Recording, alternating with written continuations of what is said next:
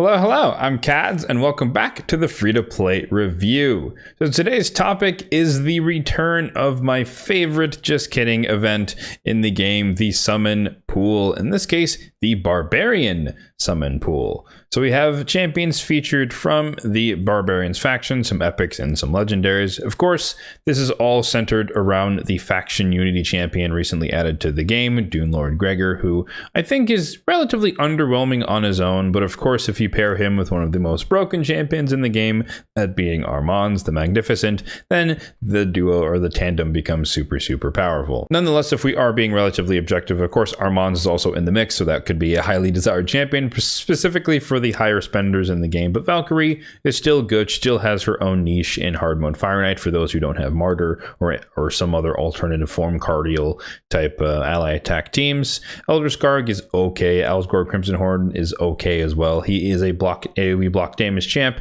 so he can do things like Helicath, like Roshkar the Tower if you're using him for that type of composition. Iron Twins comes to mind. And then Contra the Cyclone, I think she's a very solid provoker for Hydra. She is my primary provoker on my brutal Hydra team. As far as the epics are concerned, Armina's okay, probably for the Cursed City, AoE decrease defense, so you can do more damage, but also chances to stun throughout her kit. Hoskrul, one of the best or highest damage dealing defensive based epics in the game, which is really fun to use. CC as well with the stun. And then Farrakhan the Fat, probably the most popular epic from the Barbarian faction wars because he's the most accessible all ally attack champion aside from himself, of course, in the entire game. As always with these, if you're willing to spend some money, there is a decent chance that you could get one of these legendaries, and you're definitely going to get some of the epics. And with the advent of epic empowerment, empowering Farrakhan the Fat or Hoskrul, or I guess Alika is another honorable mention here, you could get some bang for your buck if that's really your goal. But obviously the crown jewel of this would probably be Armand's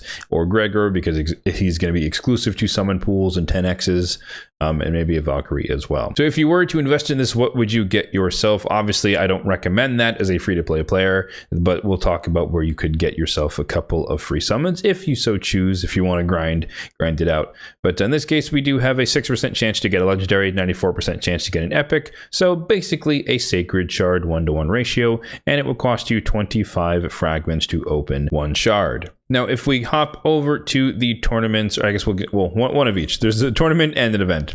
So we hop over to the events tab, and we can see in the Dungeon Divers, unfortunately, there are some Prism fragments up for grabs, or crystals up for grabs at 5,000 points in Dungeon Divers, which is a ridiculous amount of Dungeon Divers, and I would think that's the equivalent of like 12,000 plus energy, so probably not worth it for your average player. But nonetheless, if you are a huge Dungeon Diver person, then this would be a way to earn yourself one free summon. Obviously, you're going to need to get to at least 3,700 if you are going for the fusion, so keep that in mind. You will do some of it regardless if that is your goal. But I wouldn't recommend doing that unless you have tons and tons of energy to spend on dungeons, which is not necessarily the worst thing in the world if you do have excess energy.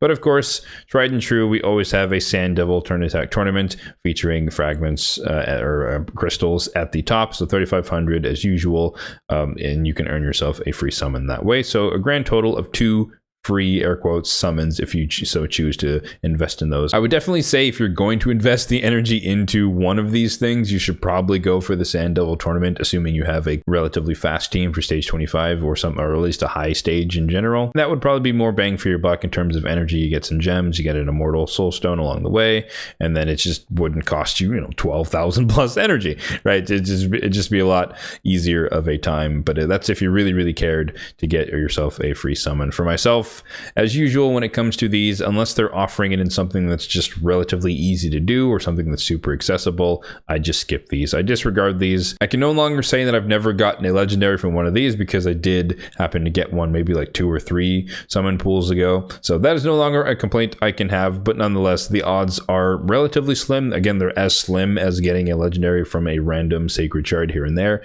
but bearing in mind that there is no mercy system, so you are at the mercy of raw odds, which means you could get super lucky and get 2 legendaries in a 10 pop, or you can go 4 10 pops without getting a single one. Obviously, as you approach an infinite number of summons, you will collapse towards 6%, but when you're doing small amounts of Prism Shards, you could be at the mercy of raw odds, and that could be very, very painful. So grain of salt, it's up to you guys. It's your money. If you want to spend on it, it could be worth it. If you manage to miss Armands' fusion, then this could be a way to have a limited pool of champions to potentially get him from. Or if you're eyeballing one of the other champions in the mix and you're willing to put out for it, well, by all means, go ahead. Not my formal recommendation, as I always say, but I'm not going to discourage people from playing the game how they want to play. So yeah, we're going to keep this one short and sweet as always with this type of video talking about the summon pools, because generally speaking, they're just a skip event for me personally. So there's really not much to talk about. And you guys are fairly familiar, I hope, with this system in general. So you can once again decide for yourself how you want to handle it.